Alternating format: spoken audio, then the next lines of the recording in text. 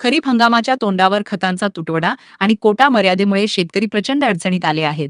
या समस्येकडे प्रशासनाचे लक्ष वेधण्यासाठी आज अकोल्यात प्रहार जनशक्ती आणि शिवसेनेच्या नेतृत्वात शेतकऱ्यांनी तीव्र आंदोलन छेडले.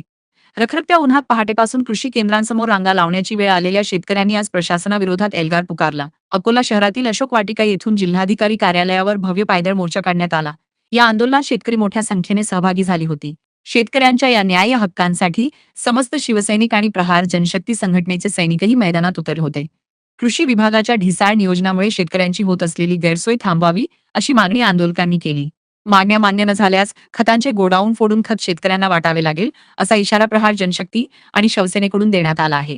आज आमची जे प्रमुख मागणी आहे, जो जिल्ह्यात हे जिल्हाधिकारी मॅडम यांनी जो बफर स्टॉक केलेला आहे, त्या स्टॉक संदर्भात आपल्याजवळ माहिती आहे. एवढा बफर स्टॉक पूर्ण जिल्ह्यात केलेला आहे आणि या बफर स्टॉक मुळे शेतकरी हा सध्या खतापासून खूप वंचित राहून राहिला.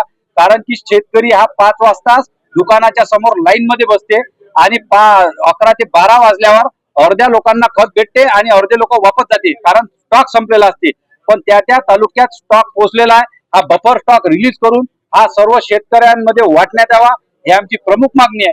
आणि दुसरी मागणी ही अशी आहे की बाबा जे 72 तासात पीक विमा कंपनी शेतकऱ्यांनी नुकसानीचा तिथं मेल केल्यावर ते मदत देत होते की बाबा तुमच्या इतक्या संदर्भात विमा तुमचा मंजूर झाला, ते यांनी बंद केलेली आहे.